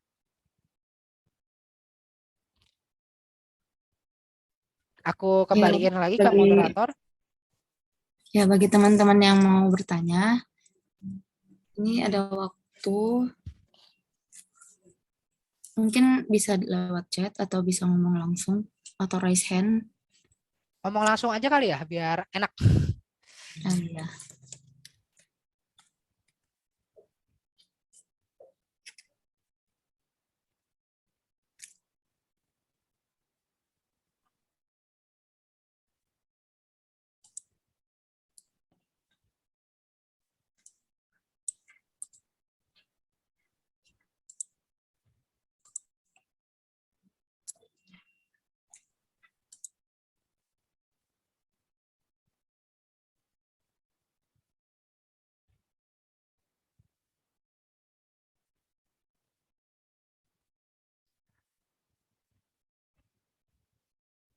Ada yang raise hand dari Elra. Iya. Mungkin kakaknya bisa bersuara. Oke, terima kasih Kak. Izin off cam ya. Saya mau nanya, Pak, abang aja ya. Abangnya. Tapi tentang nih, apa namanya, investasi yang USD. USD. Apa tuh maksudnya? Iya. Kalau abang kan main di Bit kan bang, mungkin kayak agak di luar dari ininya sih, tapi kan ini tentang investasi juga. Boleh diajarin nggak bang, dijelasin sedikit-sedikit gitu tentang yang pasar USD? Oh, USD, Amerika Iya, Serikat. yang di Bibit itu kurang pahamnya di situ. Oke, oke. Oke, jadi ada lagi pertanyaannya? Enggak bang, makasih bang. Oke, terima kasih Elra untuk pertanyaannya. Jadi teman-teman yang namanya reksadana itu ya, mungkin aku di sini pakai coret-coretan di kelas putih aja. Jadi teman-teman yang namanya reksadana itu sebenarnya bisa dibagi-bagi lagi. Pertama itu bukan berdasarkan ini ya, bukan berdasarkan pendapatan tetap, pasar uang gitu-gitu, tapi dibagi berdasarkan negaranya gitu. Ada yang namanya reksadana lokal, ada yang namanya reksadana asing. Nah, kalau reksadana lokal, dia itu ya pasti ditanamnya ya, modal kita ditanamnya di Bursa Efek Indonesia gitu. Di Bursa Efek Indonesia ditanam. Sementara kalau reksadana asing ya ini bisa macam-macam, tergantung. Kalau misalkan asingnya itu di Amerika Serikat ya, kalau asing di Amerika Serikat ya itu berarti ditanamnya bisa ke dua ya. Di Amerika itu ada dua bursa. Ada namanya bursa Nasdaq ya, bursa Nasdaq sama yang namanya bursa NYSE, New York Stock Exchange gitu. Terus kalau misalkan dia ke misalkan apa ya? Misalkan di Jepang ya, Jepang asingnya itu Jepang, misalkan kita nanam di reksadana asing Jepang, ya berarti nanti ditanamnya itu di Nikkei gitu. Gitu. Di bursa Nikkei. Kayak begitu sih. Jadi cuma beda ininya aja, beda apa namanya? Beda tempatnya aja naruhnya gitu. Mana yang lebih bagus gitu. Nah, ini tergantung sebenarnya kalau mana yang lebih bagus. Kalau dari saran dari aku sih, kalau memang uangnya mencukupi ya dua-duanya aja cobain, kenapa enggak gitu. Jadi kalau amit-amit di Indonesianya kenapa-napa, Amerikanya enggak kenapa-napa, ya kita masih tetap aman. Kita punya uang di Amerika gitu. Kan biasanya kalau orang yang dia udah crazy rich itu juga ini ya, juga mereka tuh nggak cuma di satu negara gitu. Dia biasanya ada di banyak negara. Kayak misalkan Bu Sri Mulyani gitu kan dia punya rumah juga di Amerika gitu. Dia punya rumah di Amerika, punya rumah di Singapura, punya rumah di Indonesia, punya rumah di Hong Kong kayak gitu. Jadi kita sebagai warga dunia kita bisa juga apa namanya investasi bukan cuma di Indonesia. Tapi kalau saranku sih ya, kalau misalkan belum pernah investasi sama sekali, saranku ambil aja reksadana yang lokal dulu, yang di BEI dulu gitu. Contohnya ini kayak ada reksadana ini ya, apa ya banyak sih sebenarnya, ada Sukor Invest Equity Fund, ada Serikahati ya gitu, ada BNI Equity Fund kayak gitu-gitu. Ambil yang lokal dulu, kenapa? Karena kalau misalkan masuk kayak mancanegara itu biasanya teman-teman harus pelajarin juga ada ilmu baru yang ditambahin gitu, yaitu ilmu tentang foreign exchange gitu, tentang kurs mata uang. Itu juga penting. Jadi kadang-kadang belum tentu ya. Belum tentu misalkan harga ini harga Nasdaq naik ya. Harga Nasdaq naik, tapi USD-nya lagi turun. USD-nya lagi anjlok gitu. Apakah ini saat yang tepat buat narik uang ataukah ini saat yang tepat untuk beli kayak gitu. Itu kan harus kita pertimbangin juga kurs mata uangnya. Tapi kalau misalkan kita lokal, kita nggak perlu mikirin kurs mata uang karena kita juga sehari-hari makanya rupiah kayak gitu. Jadi kalau saranku kalau misalkan belum pernah sama sekali, lebih baik yang lokal dulu. Tapi kalau misalkan memang udah berpengalaman, udah pengen nyoba-nyoba, boleh coba di Nasdaq atau NYSE gitu. Gitu aja sih dari aku. Gimana? Apakah menjawab?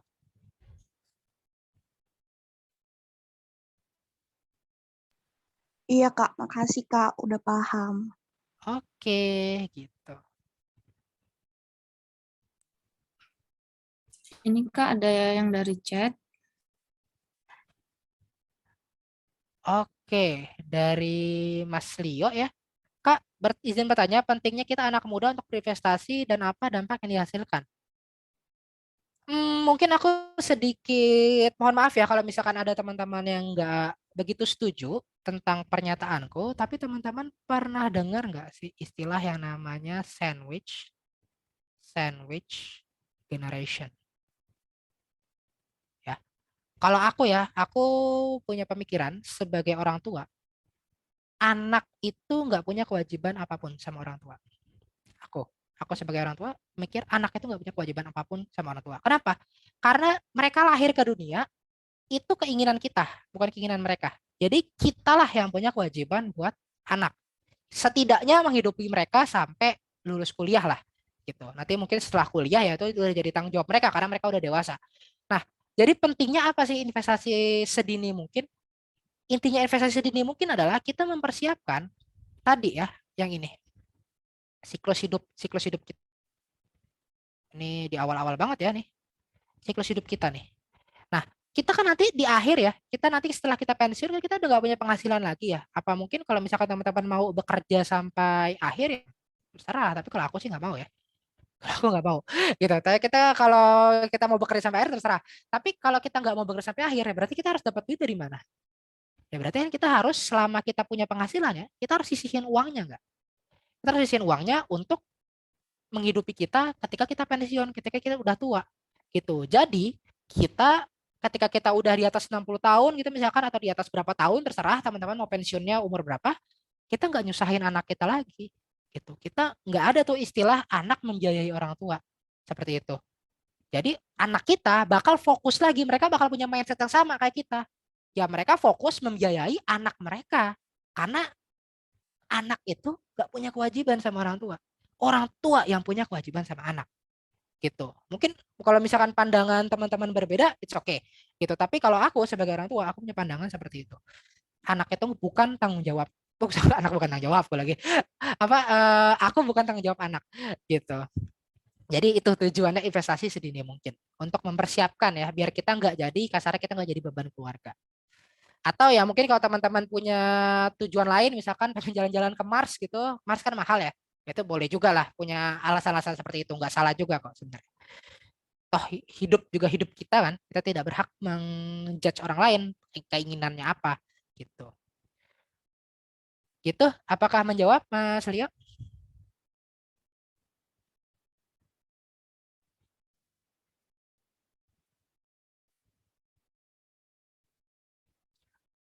Oke, mungkin boleh lanjut ke penanya yang lain, Mbak Moderator.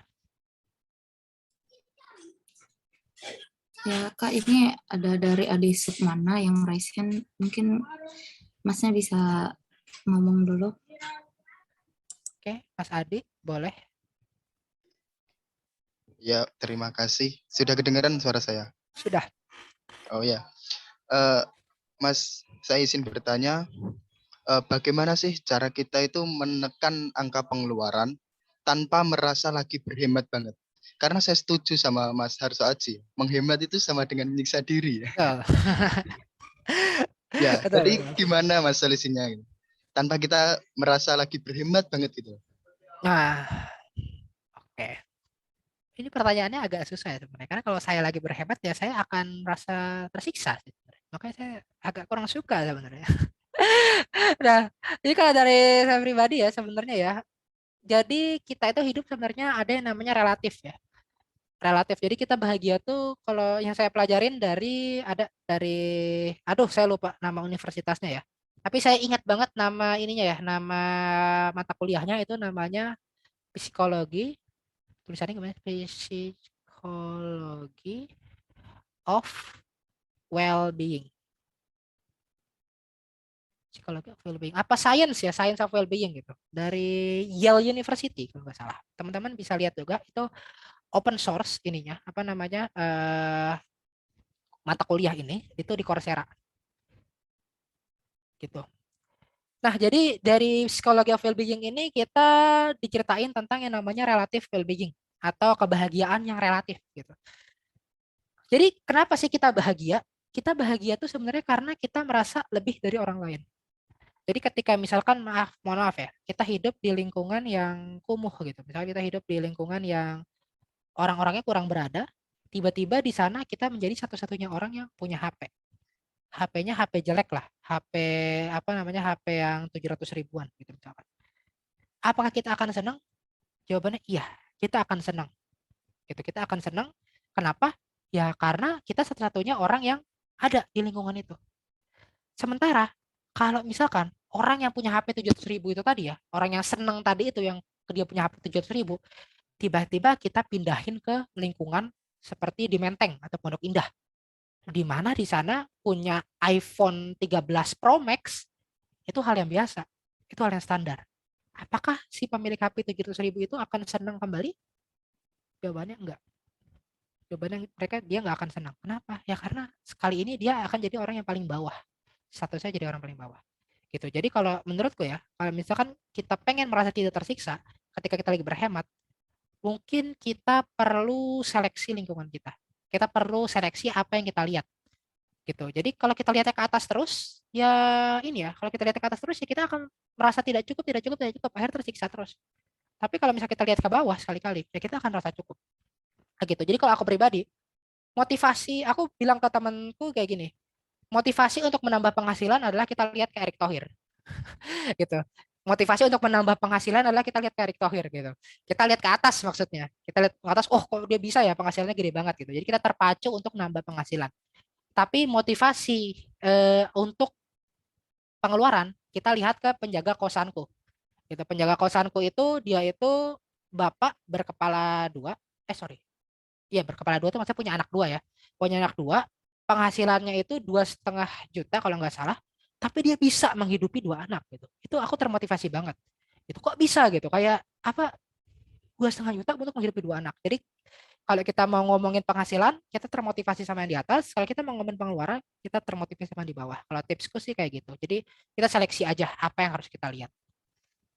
Jangan kita lihat yang asik-asik terus, tapi kita juga lihat yang di bawah seperti apa. Gitu sih. Gimana dari Mas Adi? Terjawab atau tidak? Ya, tersirat Mas. Makasih ya. Oke, sama-sama Mas. Ini karena banyak yang bertanya untuk mempersingkat waktu, jadi ini saya pilih satu pertanyaan dari Kak Alivia Azahra Biastiqa. Kak izin bertanya, misalnya kita ada rumah KPR di suatu wilayah, tapi kita juga punya investasi bentuk properti lainnya yang lunas, misalnya tanah. Alangkah baiknya kita jual tanah buat melunasi rumah tersebut dan membeli tanah lain, tapi lebih kecil dari sebelumnya, atau tetap mempertahankan tanah itu. Terima kasih. Oke, Mbak Alivia, ini pertanyaannya terlalu spesifik ya menurutku. Nah, jadi kalau dari aku ya, aku bukan tipe orang yang suka memberikan saran general gitu. Jadi aku lebih milih untuk menghitung benar-benar di atas kertas, kita luangin waktu beberapa hari, kita hitung. Kira-kira mana yang lebih akan menghasilkan keuntungan. Karena dunia finance itu sangat-sangat tricky dan sangat-sangat banyak hitungannya.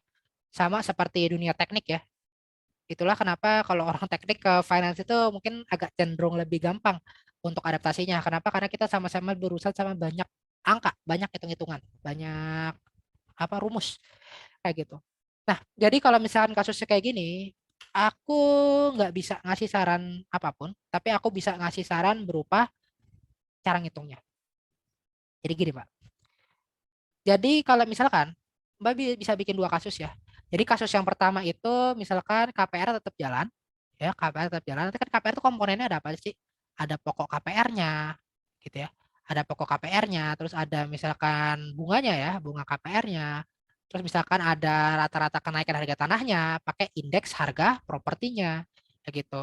Terus nanti juga mungkin ada apa namanya istilahnya tuh risk free rate, ya risk free rate-nya berapa kayak gitu-gitu. Nanti kalau misalkan di sisi satunya lagi, Mbaknya juga bisa hitung, misalkan KPR-nya lunas, tanah jual gitu. Tanah jual. Nah, berarti kan di sini kan ada apa? Ada opportunity cost-nya kan? Ada opportunity cost-nya berapa? Terus nanti Mbaknya juga bisa hitung kalau misalkan tanahnya dijual, kenaikan harga tanahnya itu versus kenaikan harga properti yang sekarang, tanah lama sama tanah baru, itu kayak gimana gitu. IHP-nya dibandingin gitu. Terus nanti juga di sini bakal ada risk free rate. Ini bakal melibatkan banyak rumus dan Excel kayak gitu. Jadi saranku kalau misalkan Mbaknya mungkin nggak bisa ngitung sendiri, nggak pernah ada salahnya buat nyewa financial planner. Ini juga tadi ya, apa namanya, penny wise, dollar foolish, itu seperti itu. Jadi ketika kita promo Shopee, kita benar-benar hitung, tapi ketika kita melakukan apa yang kayak begini ya, ini yang apa menurutku kita hematnya itu ya, kalau kita hemat, kita bisa hemat ya, kita bisa tahu mana yang lebih cuan di antara ini. Ini cuannya tuh bukan 1.000 2.000, cuannya bukan 1.000 2.000, tapi 20 sampai 100 jutaan mungkin. Jadi cuannya itu banyak banget. Perbedaan harganya itu gede banget. Jadi saranku adalah kalau misalkan memang nggak bisa ngitung sendiri, coba sewa jasa financial planner.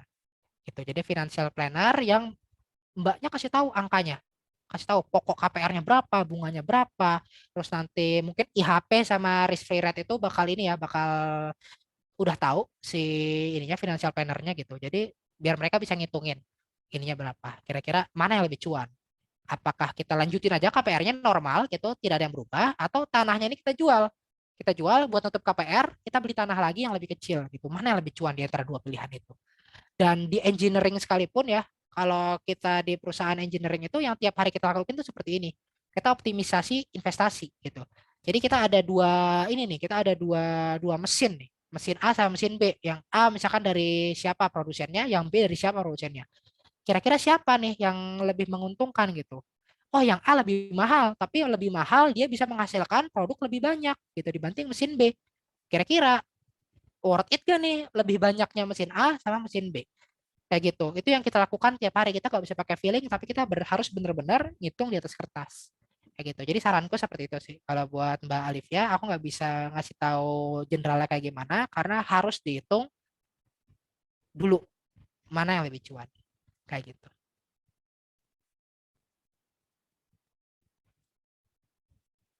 Gitu sih. Gimana? Dari oke, udah terjawab ya. Mungkin keburu nggak nih, Mbak? Satu pertanyaan lagi nih, kasihan dari Mbak Ayu. Oh iya Kak, boleh. Oke. Pertanyaan terakhir ya, mungkin dari Mbak Ayu. Ini, Kak izin bertanya, apakah ada kerugian dalam investasi jika perusahaan yang kita investasikan itu sewaktu-waktu akan bangkrut? Dan boleh rekomendasi investasi yang cocok dan aman buat yang mau berinvestasi pertama kali, Kak. Sekian, terima kasih, Kak. Mohon jawabannya. Oke, Mbak Ayu, jadi saya tuh termasuk orang yang sudah menikmati banyak kebangkrutan ini. Jadi berapa kali ya? Mungkin sekitar 3 kali ya. 3 kali perusahaan bangkrut, terus juga apa namanya? Ya rugi-rugi, tapi kalau masalah dibalikin pasti ada sebagian kecil lah dana kita yang dibalikin tuh pasti ada. Jadi ada yang namanya ya, kalau dalam dunia finance itu ada yang namanya senioritas. Jadi kita mengenal namanya senioritas. Kita kenal yang namanya senioritas. Senioritas itu apa sih? Senioritas itu adalah siapa yang duluan dapat duit ketika perusahaan bangkrut. Ya, siapa yang duluan dapat duit ketika perusahaan bangkrut. Itu nanti bisa dibahas di hukum perdata kalau kayak gini. Nanti di pengadilan kita saling serang tuh, antara pemegang-pemegang saham, antara apa namanya, pemegang utang dan pemegang saham itu saling saling serang satu sama lain gitu. Nah, tapi secara umum ya, senioritasnya seperti ini. Jadi yang pertama bakal dapat duit adalah bank dulu. Karena bank ini pinjamannya berupa deposito gitu biasanya. Jadi kayak pinjaman langsung ke ininya, ke perusahaannya gitu. Jadi bank yang akan pertama kali dapat duit. Yang kedua, yang akan dapat duit kedua adalah namanya adalah debt holder. Debt holder atau pemegang obligasi. Nah, baru yang terakhir yang akan dapat duit terakhir adalah shareholder atau pemegang saham. Jadi, kalau misalkan perusahaan bangkrut tuh nggak mungkin jadi nol kan ya. Perusahaan bangkrut tuh nggak mungkin jadi nol. Pasti dia jadi sekian duit lah. Jadi kalau misalkan komposisi perusahaan dia ya, komposisi pendanaan perusahaan ya, pendanaan perusahaan itu kayak begini, misalkan, kan perusahaan itu punya pendanaan 10% dari bank, ya 10% dari bank, terus misalkan 40% dari debt holder, ya 50% dari shareholder, kayak gitu. Jadi 10% dari bank, terus 40% dari debt holder, sama 50% dari shareholder. Nah, kalau misalkan kayak begini, maka misalkan duit perusahaan itu berkurang, misalkan ini nilainya 1 miliar, ini misalkan nilainya 4 miliar, ini nilainya 5 miliar. Nah, tiba-tiba awalnya itu nilainya itu 10 miliar ya, 10 miliar. Tiba-tiba duit perusahaan itu berkurang jadi cuma 6 miliar gitu karena bangkrut. Misalkan ya. Karena bangkrut jadi berkurang jadi 6 miliar. Nah, akhirnya dapatnya gimana? Apakah 6 miliar itu langsung dibagi rata? 10%, 40%, 50%? Jawabannya tidak. Tidak dibagi rata. Tapi nanti si bank bakal tetap dapat 1 miliar. Bank bakal tetap 1 miliar. Debt holder bakal tetap dapat 4 miliar. Nah, shareholder lah yang cuma bakal dapat 1 miliar sisanya. Gitu. Jadi kalau perusahaan bangkrut ini yang terjadi. Proses ini kita namain proses likuidasi. Gitu. Likuidasi, nah proses likuidasi gitu. Nanti itu pembahasannya lebih detailnya itu ada di hukum perdata kalau kayak gini. Aku pun juga nggak terlalu paham detailnya ya, tapi secara garis besar itu seperti ini. Gitu, nanti dilikuidasi dan kita dapat bagiannya, tapi biasanya nggak banyak. Gitu. Nah, kalau misalkan baru pertama kali banget ya, kalau saranku itu adalah mendingan reksadana dulu. Karena reksadana itu adalah gabungan dari berbagai saham gitu. Jadi kalau misalkan kita punya sahamnya Indofood ya, Indofood, terus misalkan sahamnya Astra, sahamnya BBCA gitu, BNI, kayak gini. Kalau kita beli satuan kan misalkan nanti BCA bangkrut gitu, amit-amit BCA bangkrut ya berarti kita rugi full ya. Ya enggak, kita rugi full. Tapi kalau kita di reksadana, kita tuh beli semuanya gitu. Kita beli semuanya. Kita beli semua saham ini. Jadi kalau misalkan BCA bangkrut, ya nggak masalah. Kita masih punya Indofood, kita masih punya Astra, kita masih punya BNI. Gitu, nggak masalah gitu. Jadi lebih aman lah kasarnya kalau misalkan kita pakai reksadana. Kalau untuk pertama kali ya, tapi ya mungkin reksadana itu bakal nggak begitu cuan karena harus bayar manajemen fee gitu. Kalau saham kan manajemen fee-nya diri kita sendiri. Kayak gitu. Gimana? Apakah terjawab, Mbak Ayu?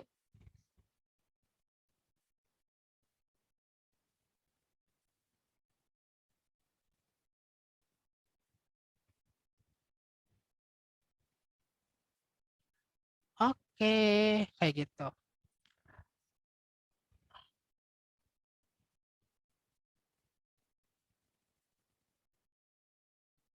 Oke, saya kembalikan ke moderator lagi. Baik, terima kasih untuk semua peserta yang telah aktif dalam webinar kali ini. Karena waktunya telah menunjukkan pukul 11:30, jadi kami akhiri webinar kali ini dengan menutup dan dengan membaca hamdalah. Terima kasih kepada Oh ya, mungkin pembicara ada kami hari ini, Kak pengumuman dulu ya, Mbak. Juno. Oh iya, boleh di-share screen, Kak? Ya.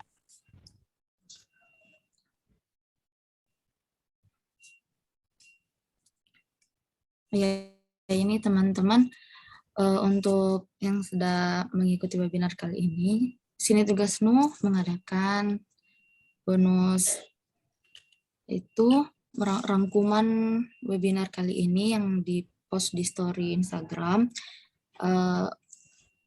Untuk template story-nya ada di IG kami. Ya, dengan mention ke IG Kak Aji dan IG Sini Tugas Nu. Baik, terima kasih. Saya ucapkan untuk seluruh peserta dan kepada pemateri kami. Terima kasih banyak. Jangan lupa isi link daftar hadir semuanya.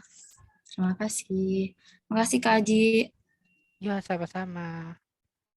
Acara saya tutup. Assalamualaikum warahmatullahi wabarakatuh. Waalaikumsalam. Waalaikumsalam warahmatullahi Waalaikumsalam. Waalaikumsalam warahmatullahi wabarakatuh.